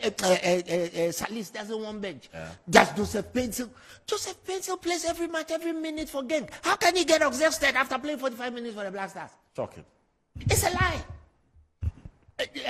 Our man Inaki from Athletic Bilbao Mohamed doesn't Kudus. want bench. Mohamed Kudus. Oh my God. The great Kudus. The man who starts a goal celebration that Mohamed Salah copies. Who started sitting on the advertising halls first? Kudus did. Who started that goal celebration? We have all these players who, in the article that I showed you from The Athletic, they said Mohamed Kudus is the best African footballer in Europe apart from Salah. Even that is debatable. Who is I better agree. than him? Well, technically, yes. Who is he's better? best. Don't tell me. Kudus is better Don't than tell me Osimhen. No, he's I'm saying saying that Kudus is better than Salah for me. maybe not yet. No. Maybe he can become better, but not yet. No, because I'm looking at both his dribbling and scoring abilities. My brother. But Well, Salah I'm scores let's more. look Pardon me. I mean, I'm just a mere Let's mortal. not even start talking about a man who has scored 200 goals in 6 years. Anyway, that's fine. Can't even begin That's to fine. compare. That's fine. Because the man's discipline, his application to his craft is you need time to get there. to get to where Exactly. Salah has gotten. There's That's no fine. comparison. But Right. I'm saying that look, when he came to the Premier League, the question was, in the West Ham team, who was he going to bench? Now the question is, who can bench him? Same thing was said when he was going to Ajax. Yeah. From Northern, who's going to? Yeah. Mohamed Kudus is a supreme footballer. I have made this assertion. I said it in an interview with Ghana Web, and some MPP people were insulting me, and I just need them to know me. My antecedents is in football. Right. When it comes to football, I know my football. Right. I said then that Mohamed Kudus is the best talent we have seen in this country apart from Abedi Pele. Just to And I stand. Not even Michael Essien? no, technically, Come on. Technically, he's better than Asian. Really? Asian is a complete animal. On Okay, that's fine. Yeah. I That's said, He's a complete I, animal. you see, my grammar is not that bad. Yeah. That's why I said he's the best talent. Talent. Right? We have seen talent in this country like Olabode Williams. Yeah. We've seen talent like Henry Akwa. Right. We've seen talent like Tariq. That boy was a Hasselhoek. Tariq Jibrin. Tariq Jibril, yeah, Jibril. But they fizzled out. I can name them. We've seen talent. For Yeah. me, arguably, one of the biggest talents we have seen in this country that didn't get anywhere. Oh, That Tariq. pains me today is that boy who was playing for Kotoko. What's his name? Tall striker. He played in the Cup of Nations 2006. Is it Bani? No. He has a Muslim name. Has a very bad attitude. This is a guy who decided once told a bedman said that if he didn't get predator shoes, he wasn't going to play a match. I've forgotten the name. Baba Amando. Baba Amando. Oh, Baba Amando. If Baba Amando had followed his talent, Okay. today we would have been talking Ballon d'Or stakes. Really? Yes. He was that good. He was that good. Yeah, He- but he massive was that potential. good. He was that good. You see, Okay. getting a tall striker, 6'2" in 6'3" in striker, Who's very good crafty with his feet. Yeah. is rare. Can strike the ball from distance. I still recall the Take commentary. ball. Baba Amando, Baba Amando, Baba Yeah, he Amando. was Baba. Hey. He was close control. Okay. Unbelievable. He had everything. What he didn't have was discipline. Okay. But Mohamed Kudus has everything. I see. And he's got discipline. Yeah, he's got discipline. That's true. Could let me also bring a Chris. But Chris, before you come in, let me just say that our WhatsApp line is 0249 155 646. So 0249 155 646. Some of you have sent us messages already, because apparently we display the number on your screens, and so I'll just read a couple, just a few, and then I can bring Prince in. So this one here this one says, good morning, sir. Please tell Mr. Kodetumbuafo that he'll be Sports Minister 2025. Trust me, Chris from Sotum from Sami Flex TV. I pray that President Mahama will appoint this man as our Sports Minister 2025. Good morning, Metro Sport. This is Metro TV. My name is Fatau from Ashoman Estate. Please, we shouldn't blame any Black Star player, because our preparation for this Afcon was very bad, and we didn't want the team. We didn't go there. What? We didn't go there as a team, but we went there as farmers, fishermen, and dancers. I see. Good morning to you, Mr. Moore, and your panelists. I don't agree with your panelists about Jordan Ayew.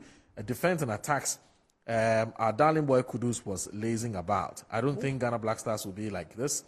First, all we need to do is to sack the GFA president. He's not helping Ghana football. How can you spend our own money, your own money, to prepare food, then you eat all because of Black Stars?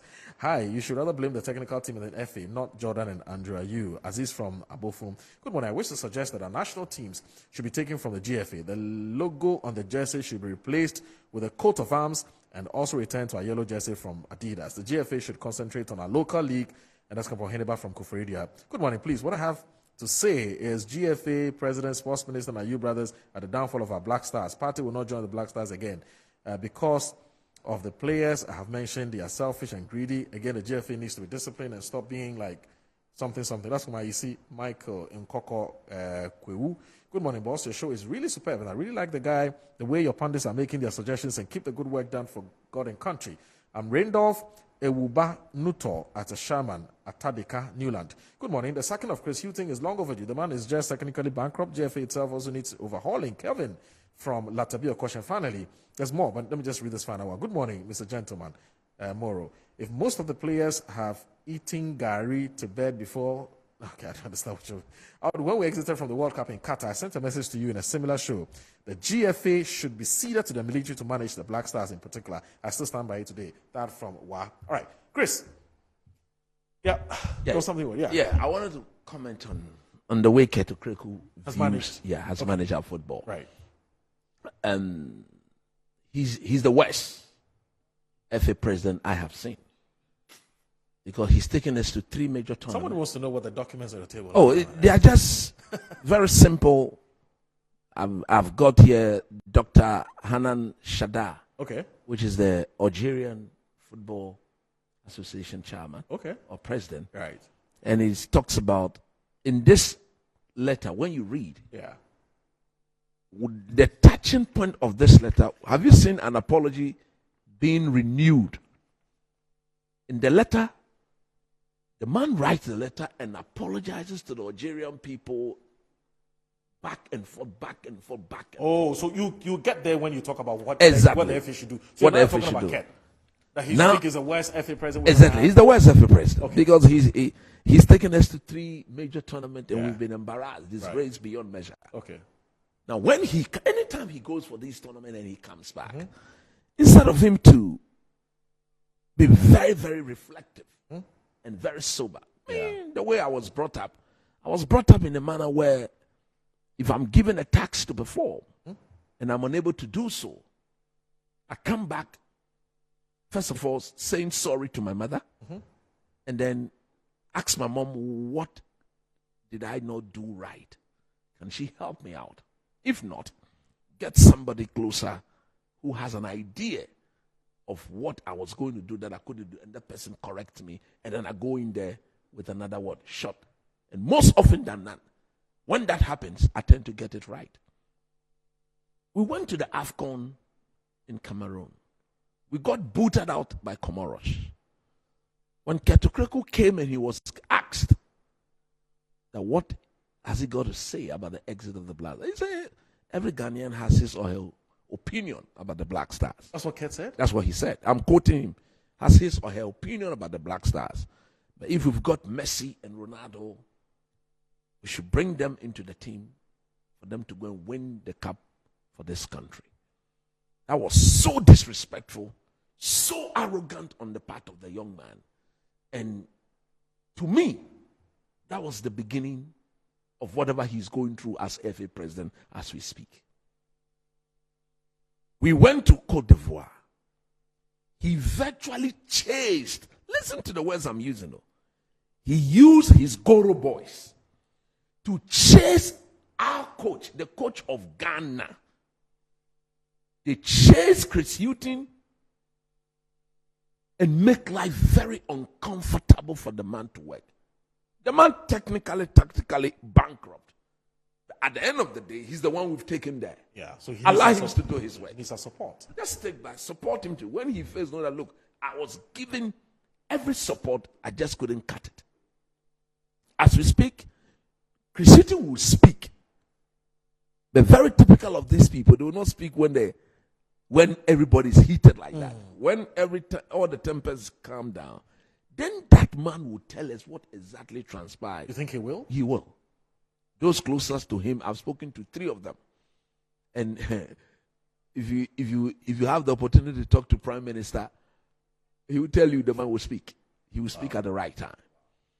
If Ketukreko can use his people to chase somebody that the taxpayer of Ghana pays, then Ket is indeed a very arrogant and disrespectful person that I think the government of Ghana should ask him to render an unqualified apology to the people of this country. At the very least. At the very least. At the very least. How can you term our coach a buying coach? We've given you the opportunity to appoint 4 coaches. One of them, in appointing him at his unveiling, you disgraced our legend. You told the whole world that Milovan Rajvac at the time was the only drink on the table. There was no other drink on the table. So we have gotten our man. This is not Matra Makwe. You are referring to Sika Akono as Matra Makwe. This is not a person without any experience. And some of us told you, this man has been sitting home for the past 5 years. It's not been working. He's not been working. Don't give him the job. You insulted our intelligence.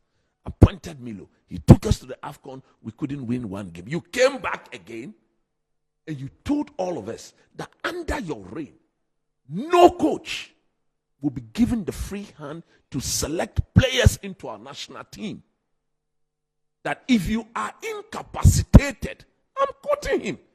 I remember these words when he had the interview with Gary Outsmith on Joy.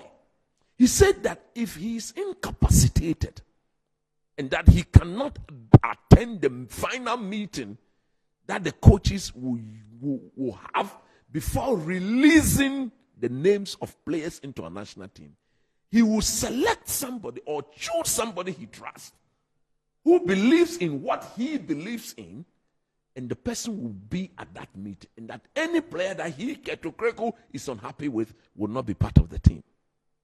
I'll come back, and don't worry, I'm sorry I'm interrupting. I have to take a break. When I come back, I would allow you to continue, and then we'll ask the question whether he should resign. And what kind of coach the Black Stars need going forward. If you look at the criteria that has been spelled out in terms of what we're looking for in selecting the next or in hiring the next Black Stars coach, whether that is actually what we need. So we'll take a short break. This is Inside Pages. My name is Audumor. I'll be right back.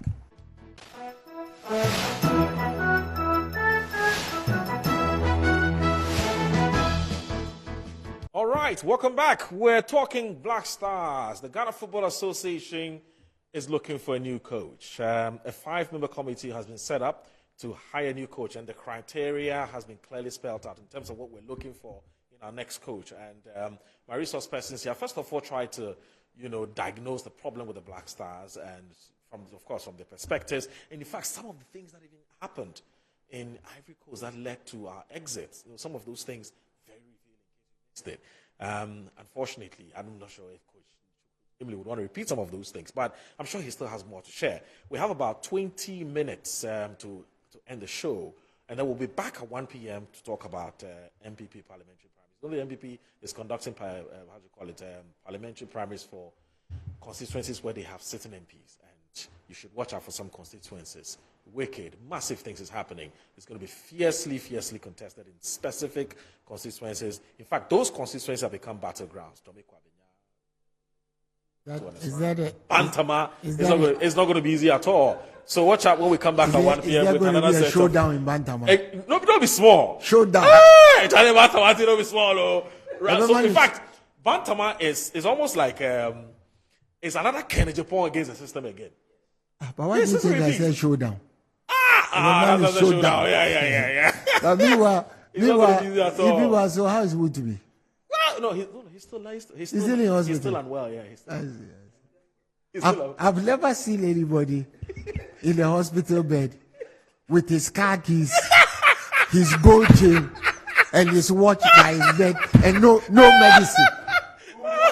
No medicine. Oh, the man know well. Why are you doing that? I beg, go and look at the picture again. Okay. There's no medicine on but there was a car key, yes, gold chain, yes, and his watch. That's the definition of sickness. I beg you, you see, you can fool some of the people all the time. Not but when the Ashanti chiefs get with you, you do with you. You see your smoothness. Now, why you're very smooth? Why you to say asphalt road? Boss, the man know well. Why did you do that? I think they've diagnosed him with coccidiosis. You don't know what they diagnosed?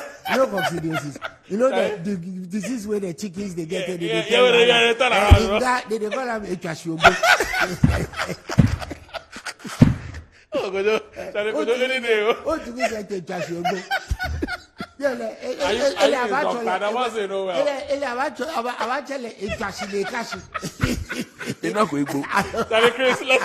Back to sports.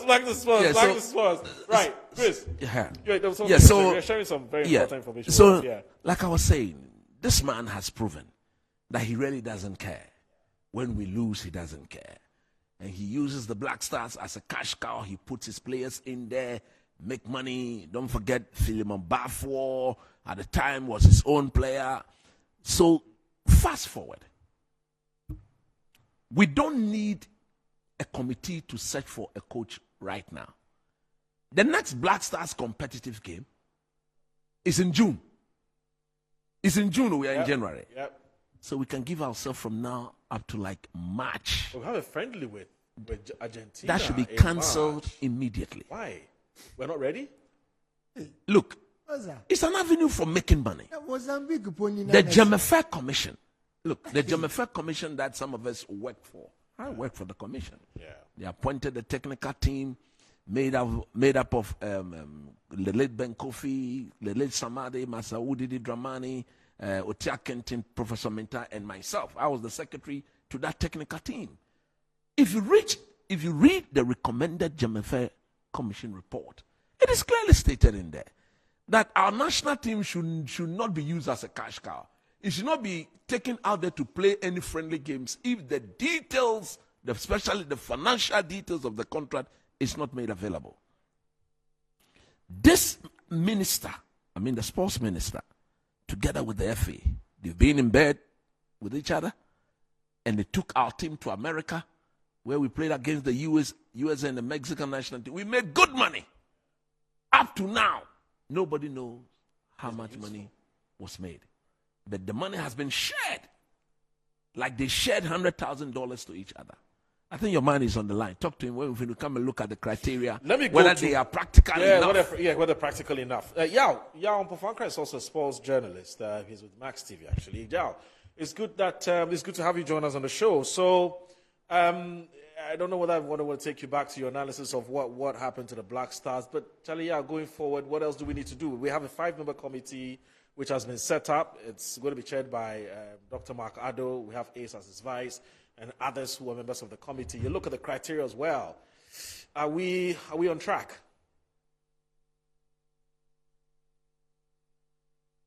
Please unmute.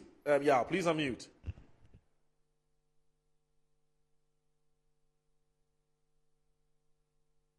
Yeah, please unmute so that we can hear you.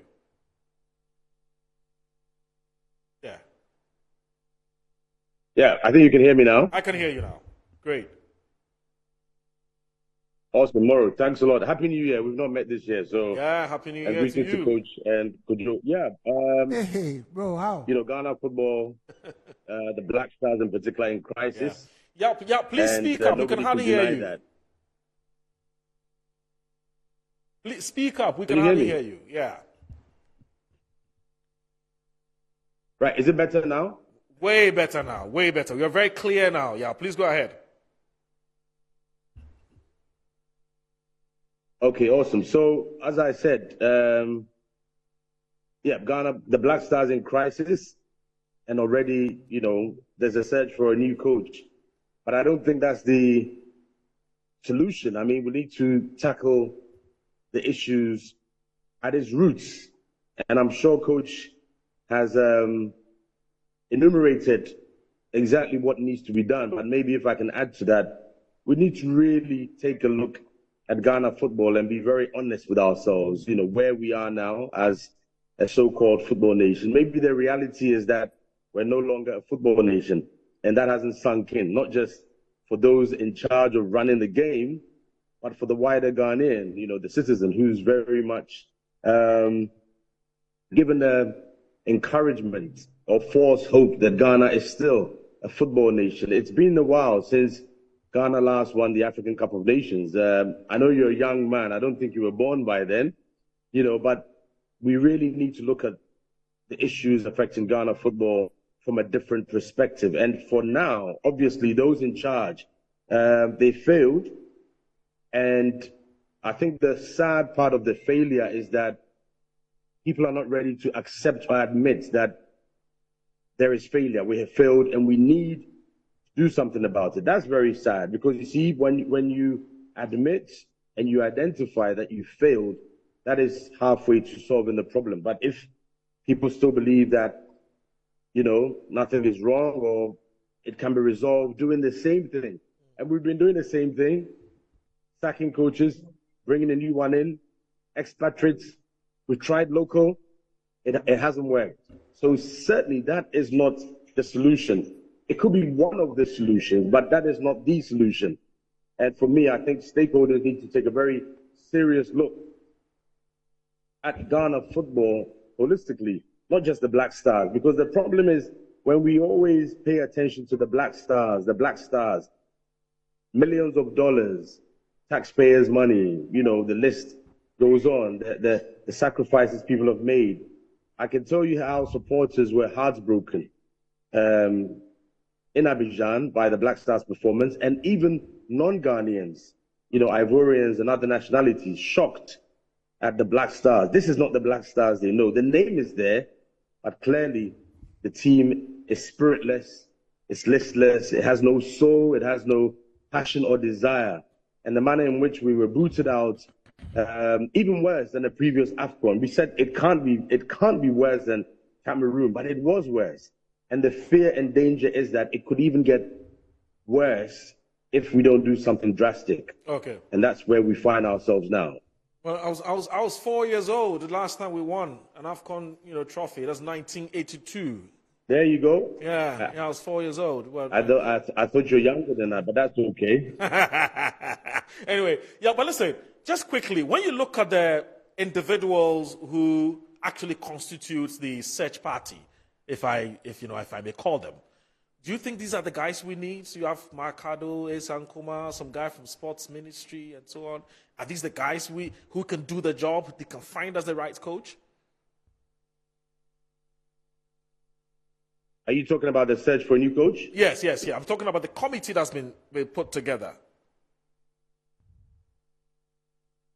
You know, with all due respect to those honorable gentlemen, I don't think that's the way at all. I mean, look, we have, let me go straight to the point. If you're looking for a coach, first of all, we need to identify, and when I say we, the gentlemen who are being tasked to look for a new coach,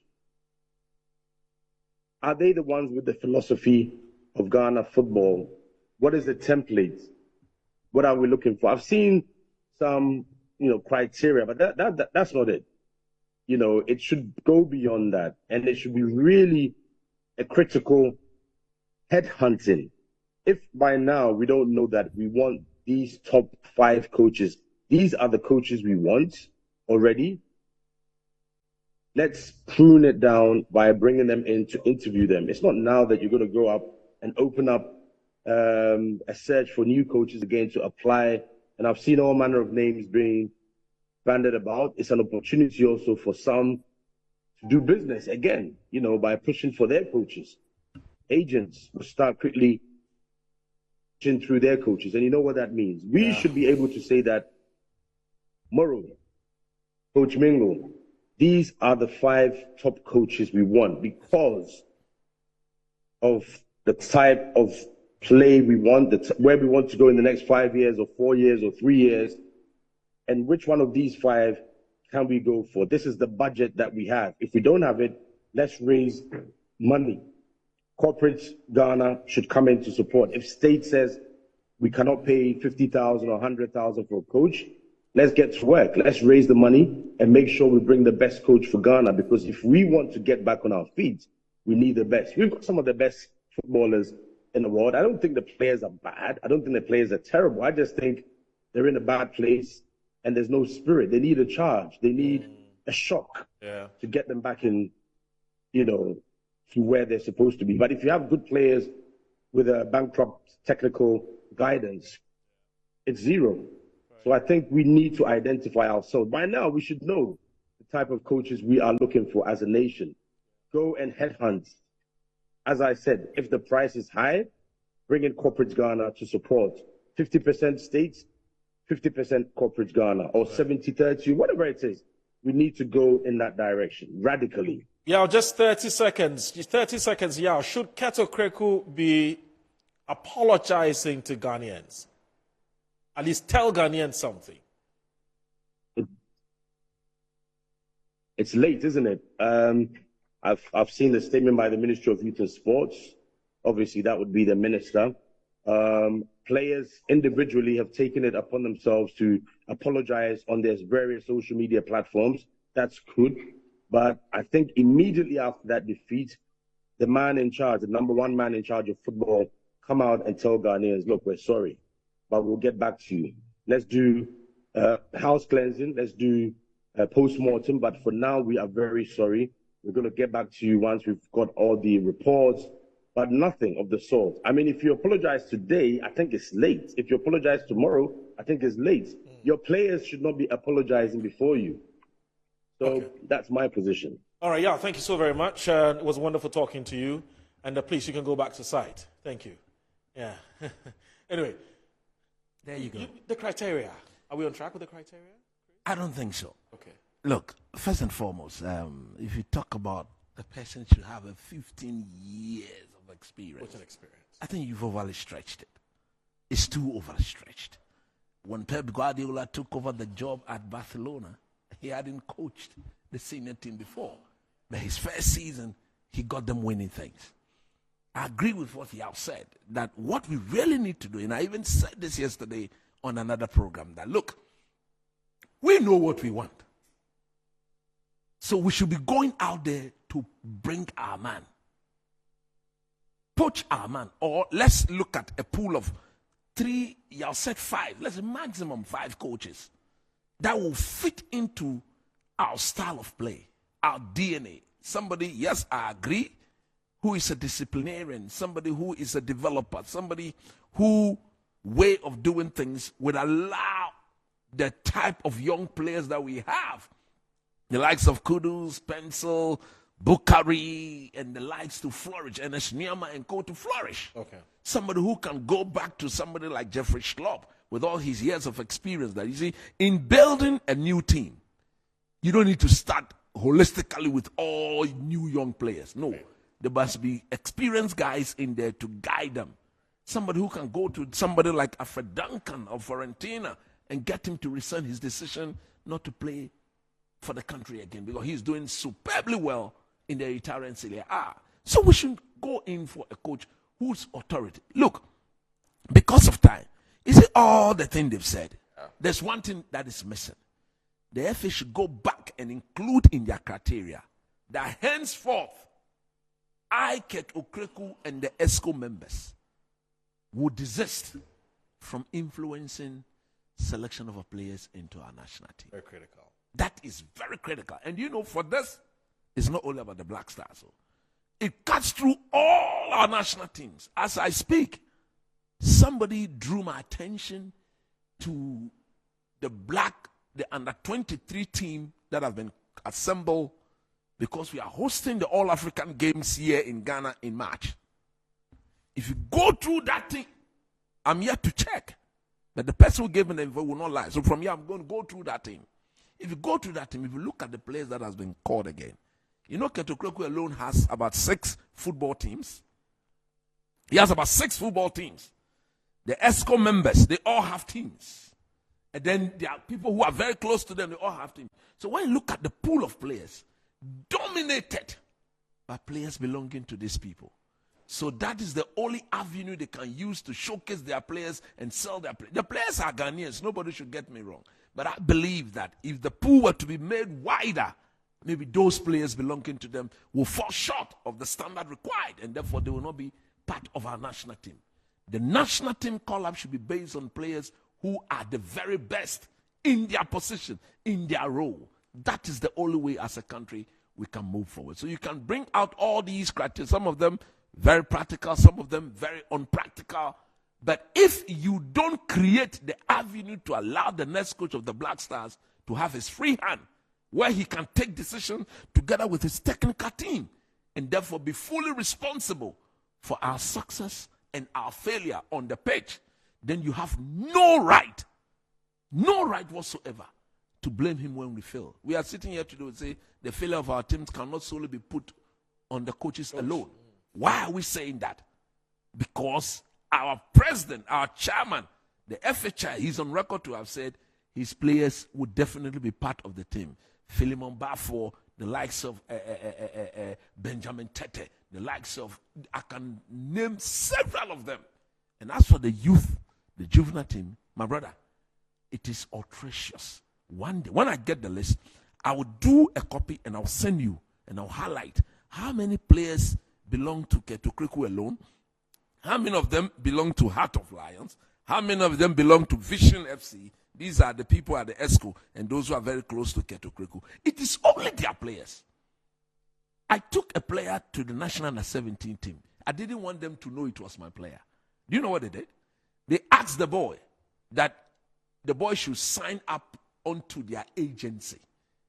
How can you be, if you are running our football and you have an agency that manage players, and you insist that when these boys go to the national team camps and they are good, you ask them to sign for your agency. If they refuse to sign, then you sack them on grounds that they are not good enough. Only players belonging to you, even who brought Ransford Yeboah Konosdorfer, who brought Schindler, who brought Jeffrey Opoku. These are players who play in mediocre leagues, 2nd division league, some of them 3rd division league, and they find themselves in our team. The Black Stars of Ghana, the Michaelesian Black Stars, Stephen Appiah Black Stars, Asamoah Gyan's Black Stars. Top-notch criteria is not being set. So for me, they can do all the good things, but in going forward, we cannot have an immediate fix because the problem is big.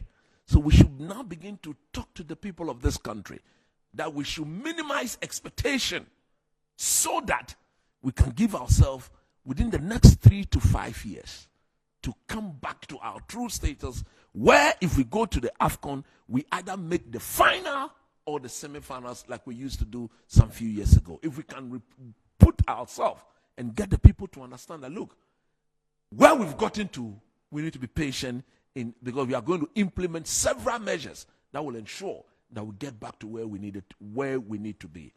Calm the expectations of, don't be going to the president of the land and saying, give me $26 million and I'll win the Afcon for you. You know practically you are not doing it, and that is not going to be possible. Okay. If we can do that, I think we'll be fine. Oro, please talk about how George Boateng and Chris Hughton were ever made to get close to the Black Stars when they were in their peak. They rather opted to represent another country. So he's talking about loyalty and allegiance, not too especially with Boateng, who was never even taken seriously by Netherlands when we have legends like Jan and Apia. Where is the patriotism? The best person for the FA is Tony Boafo. The guy's discipline is scary. I once tried talking to him into contesting, and he blatantly refused considering do it. what he's doing with the retired footballers. I met him in town. I said, Chairman, wouldn't you go for this? Look, he's not interested. His way of doing things, the cabal, they won't like it. Won't like it. So he will not put himself up for it. Interesting. Let me read this. Wow, about 30 messages. I'm not going to because when we run out of time. This one says, good morning, please. There's free oxygen system is not. Oh, sorry. Look at that. Okay, so good morning. My concern is if the coach can't win tournaments, we have to take off the Ayu brothers for his own good. That's coming from Anthony from Ayarifa. Good morning. Well done with your in-depth analysis. I think Ghanaians are not angry enough. We have given every sector of the country to politicians, but we should not allow that in our football. We love our football, and we must stand up against it. For the GFA president, if he doesn't render an apology to Ghanaians, we'll advise ourselves and make a decision. Kojo from Ablekuma says, good morning, more on your panelists. Please, the Black Star should be giving to Prosper Ogum for a long time. Yeah, he's a good coach, but you need some small polishing. So he can develop and build a proper team to win as trophies. I've seen him do it to Kotoko. And also the GFA should not interfere with his work. Also, we should refer to our yellow jersey because that's the body, soul, and spirit of the Black Stars. And the logo be changed to the coat of arms. James from LAS says, please tell Mr. Kojo please tell Kojo that he's a good man and he'll be the next government minister. Who is this man? Good morning, sir. I'm staying from OEB. I must say that our second match was painful, but our last match was more painful. One thing the players have to do is that people are supporting the team with their heart and everything. All right, so too many messages. I can't read all. My name is Al Dumoro. Thanks for watching. I want to thank Mr. Kojo Chumbwafo. He is a sports enthusiast, not just talk about sports enthusiast, making time to join us. And also, Coach Christopher Nimley, household name, super, very passionate about Ghana, very passionate about Ghana football and sports in general. My name is Al Dumoro. I also want to thank Yampo Fankra for joining us at some point. Now, remember that at 12 o'clock, the official coverage of the MPP's parliamentary election starts here on Metro TV. But I will come at 1 o'clock. So stay tuned in. Join us again. Bye-bye.